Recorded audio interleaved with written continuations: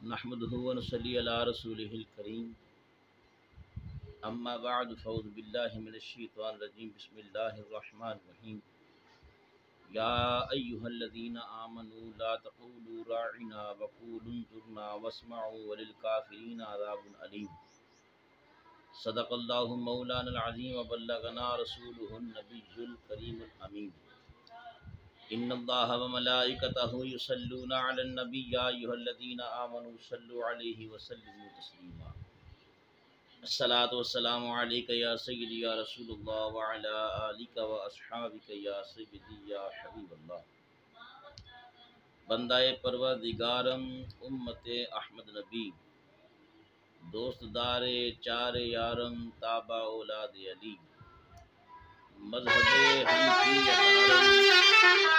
ملت حضرت خلیل خاک پائے غوث اعظم زیر سایہ ہر ولی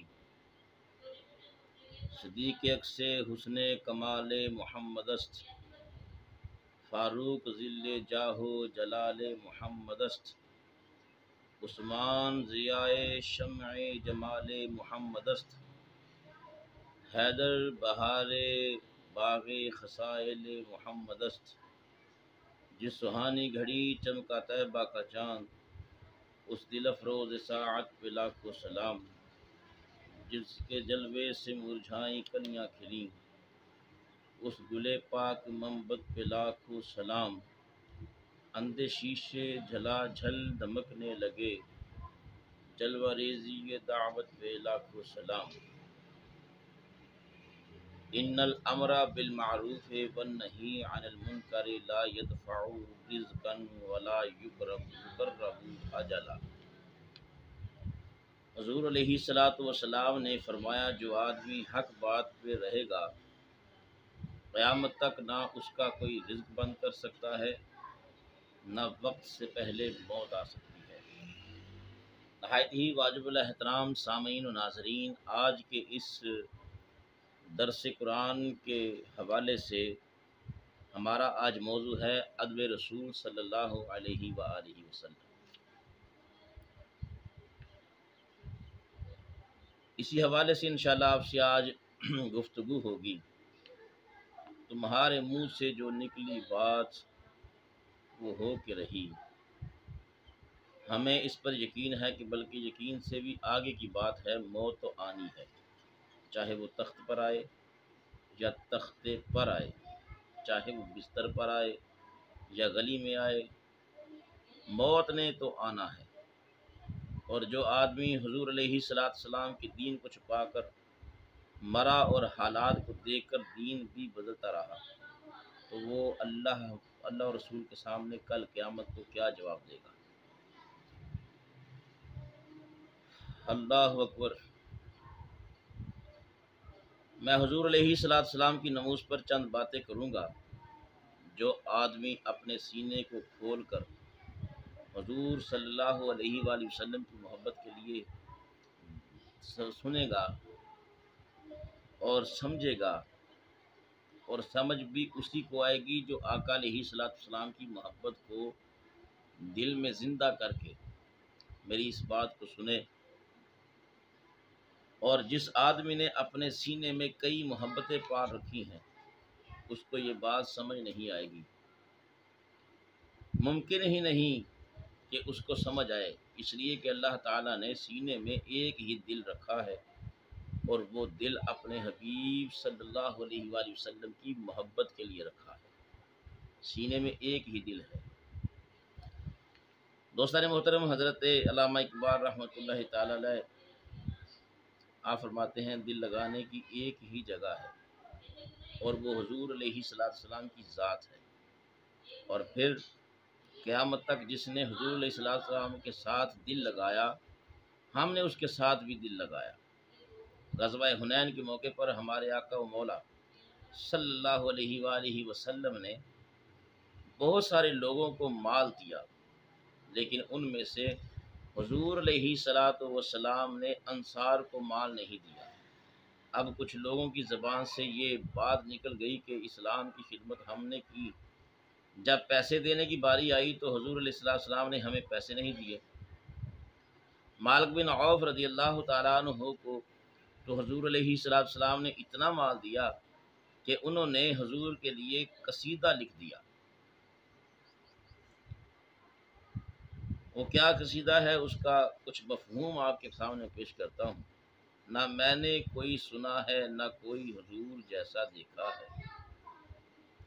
حضرت مالک بن عوف کو حضور علیہ السلام نے اتنا دیا کہ انہوں نے حضور علیہ السلام کی نعت لکھتے ہوئے کہا کہ حضور علیہ السلام اتنے دیتے ہیں، اتنا دیتے ہیں، اتنا دیتے ہیں کہ بعد میں غربت کا اندیشہ ہی نہیں رہتا، اور جب تو چاہے کہ کل کیا ہونے والا ہے تو حضور علیہ السلام سے پوچھے تو حضور علیہ السلام تجھے بتا دیں گے۔ فقال له خیر و کسادہ حلتا، حضور علیہ السلام نے ان کے لیے پھر دعا مانگی اور چادر بھی عطا فرمائی۔ یہ مال الگ دیا، انسان کا منہ مٹی سے بھرے گا۔ بہت سارے لوگ پیسے پیسے کی باتیں کرتے ہیں۔ حضور علیہ السلام نے فرمایا اگر کسی انسان کو سونے کا پہاڑ مل جائے تو پھر وہ کہتا ہے بس ایک اور مل جائے، پھر بس حضور نے فرمایا اگر اسے 2 پہاڑ مل جائیں تو پھر کہتا ہے ایک اور۔ حضور علیہ السلام نے فرمایا انسان کا منہ دنیا کی دولت نہیں بھرے گی، قبر کی بٹی جب داخل ہوگی پھر بھرا جائے گا۔ ہاں وَيَتُوبُ اللَّهُ عَلَى مَنْ تَابَ، میرے آقا صلی اللہ علیہ وسلم نے فرمایا جسے اللہ بچا لے بچ جائے گا۔ عباس بن سہل بن سعد رضی اللہ تعالیٰ عنہ نے بیان کیا، انہوں نے کہا کہ میں نے عبداللہ بن زبیر رضی اللہ تعالیٰ عنہما کو مکہ مکرمہ میں ممبر پر یہ کہتے سنا۔ انہوں نے اپنے خطبے میں کہا کہ اے لوگو، نبی کریم صلی اللہ تعالیٰ علیہ وآلہ وسلم فرماتے تھے کہ اگر انسان کو ایک وادی سونا بھر کے دے دیا جائے تو وہ دوسری کا خواہش مند رہے گا، اگر دوسری دے دی جائے تو تیسری کا خواہش مند رہے گا، اور انسان کا پیٹ مٹی کے سوا اور کوئی چیز نہیں بھر سکتی، اور اللہ پاک اس کی توبہ قبول کرتا ہے جو توبہ کرے۔ یہ میرے آقا کریم صلی اللہ علیہ وآلہ وسلم نے فرمایا سعودیہ کے لوگ سونے کے کپ میں چائے پیتے ہیں، ہم مٹی کے کپ میں پیتے ہیں۔ چائے ہی ہے لیکن ان کو ابھی بھی تسلی نہیں ہوئی۔ پیسے کی کوئی حد نہیں۔ جسٹس احسان کہتا تھا کہ اگر پاکستان نہ بنتا تو مجھے کسی ہندو وکیل نے منشی بھی نہیں رکھنا تھا، لیکن رب نے مجھے جسٹس بنا دیا۔ پاکستان اللہ کی اتنی بڑی نعمت ہے، پاکستان کی قدر کرو۔ آج لوگ میڈیا پر بیٹھ کر تجزیے کرتے ہیں، قائد اعظم نے روٹی کے لیے پاکستان بنایا، پاکستان روٹی کے لیے نہیں بنایا، پاکستان لا الہ الا اللہ محمد رسول اللہ صلی اللہ علیہ وسلم کے لیے بنایا ہے۔ آج لوگ قائد اعظم اور اقبال کو سیکولر کہتے ہیں، اور اس سے بڑی گالی کوئی نہیں۔ یہ سیکولر نہیں تھے، اگر سیکولر ہوتے تو غازی علم الدین کا مقدمہ لڑنے کے لیے قائد اعظم کبھی بھی نہ آتے۔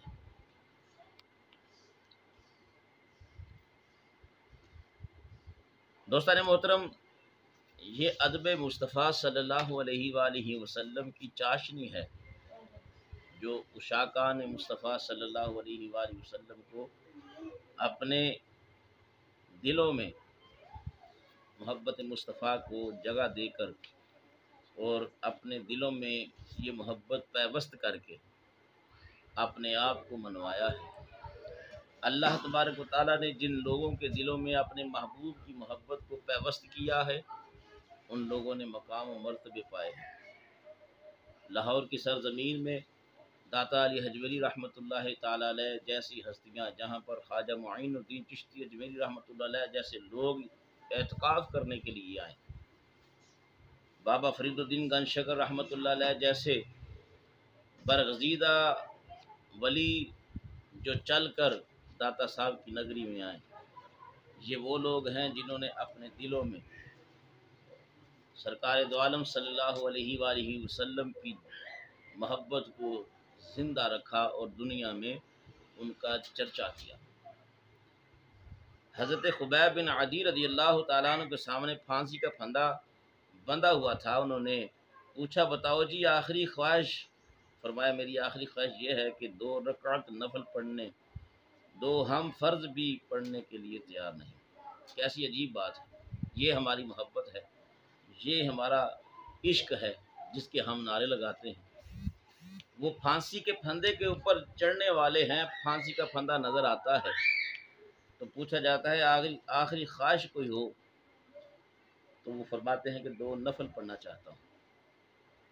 تو ہم تو زندہ بھی ہیں، آزاد بھی ہیں، قید میں بھی نہیں، تو پھر بھی ہم فرض پڑھنے کے لیے تیار نہیں.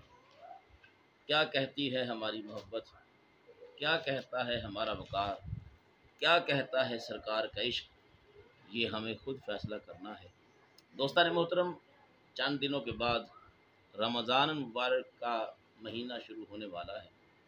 انشاءاللہ العزیز اس میں ہم آپ کی خدمت میں ہر روز کے جو وظائف ہیں، اگر زندگی نے ساتھ دیا، زندگی نے وفا کی، تو انشاءاللہ رمضان مبارک کے پورے مہینے کے وظائف آپ کی خدمت میں ہم پیش کریں گے. لوگ نبی کریم علیہ السلام کو نام بگاڑ کر پکارا کرتے تھے. لفظ ہے یا ایھا الذین آمنوا لا تقولوا راعنا، تو وہ لوگ راعینا کہہ کر پکارتے تھے. اس کا مطلب ہے بکریاں چرانے والا، چرواہا، معاذ اللہ ثم معاذ. تو اللہ تبارک و تعالیٰ نے قرآن نازل فرمایا اور فرمایا کہ میرے محبوب کا ادب کرو، محبوب کی محبت کو، ادب کو ملحوظ خاطر رکھو. کیا کہو؟ یا ایھا الذین آمنوا لا تقولوا راعنا، فرمایا اے ایمان والو راعنا نہ کہو. تو کیا کہا جائے؟ اللہ فرماتا ہے وقولوا انظرنا، یا رسول اللہ انظر حالنا، یا حبیب اللہ اسمع قالنا، اننا فی بحر غم مغرق خذ یدی ساحل لنا اشکالنا. اللہ تبارک و تعالیٰ اپنے بندوں کو یہ فرماتا ہے میرے محبوب کو کس طرح سے پکارنا ہے. یہ نہیں کہنا راعینا، کہنا ہے وقول انظرنا، یا رسول اللہ نظر کرم کیجیے، یا رسول اللہ ہماری طرف توجہ فرمائیے.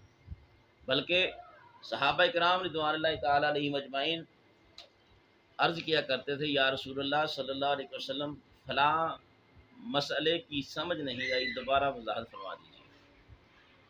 جب میرے سمجھنے میں کچھ کمی بیشی رہ گئی ہے. یہ نہیں کہتے تھے کہ آپ نے یہ بات معاذ اللہ درست نہیں کی، یا اس کے بارے میں کوئی اور لفظ استعمال نہیں کرتے تھے، بلکہ یہ کہا کرتے تھے میری سمجھ میں یہ بات نہیں آئی یا میرے سمجھنے میں کوئی فرق ہے. تو آقا علیہ السلام کی بارگاہ میں عرض کرتے یا رسول اللہ صلی اللہ علیہ وسلم دوبارہ ارشاد فرما دیجیے. تو میرے آقا علیہ السلام کی بارگاہ کا ادب اتنا ہے کہ اللہ تبارک و تعالیٰ اپنے بندوں کو حکم کرتا ہے کہ میرے بندو، میرے محبوب کی بارگاہ میں جب بھی تم عرض گزاری کرو تو اپنے لبوں پر ادب کا تقاضا رکھو، ادب کی بات رکھو، ادب کے الفاظ استعمال کرو. نبی کریم علیہ السلام کی وہ ذات ہے جس کے لیے اللہ تبارک و تعالیٰ نے فرمایا لا ترفعوا اصواتکم فوق صوت النبی. اللہ تبارک و تعالیٰ ارشاد فرماتا ہے میرے محبوب کی بارگاہ میں اپنی آواز کو پست رکھو، وگرنہ تمہارے اعمال حبط کر دیے جائیں گے. لا ترفعوا اصواتکم فوق صوت النبی. اللہ تبارک و تعالیٰ اپنے محبوب کی بارگاہ کا ادب سکھا رہا ہے. دوستان محترم، یہ ادب الحمدللہ اللہ کے فضل و کرم سے ہم سنیوں کو ملا ہے. جب بھی سنی پکارتے ہیں تو یا رسول اللہ انظر حالنا کہہ کر پکارتے ہیں.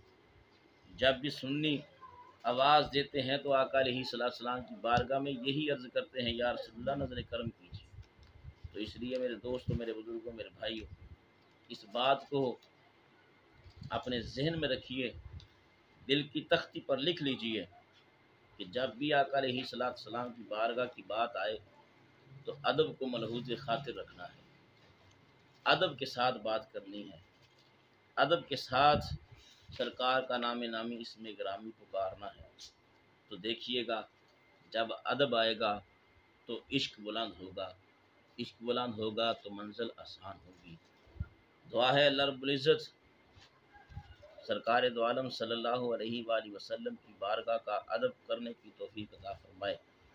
اللہ تبارک و تعالی اپنے پیارے محبوب علیہ السلام کے ساتھ سچی اور پکی محبت اور لگن نصیب فرمائے۔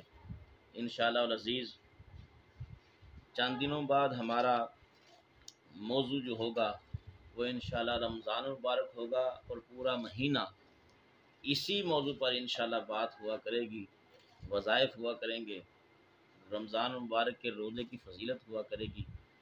آپ ہمارے ساتھ رہیے گا، انشاءاللہ رمضان المبارک کی بہاریں ہم سب سمیٹیں گے۔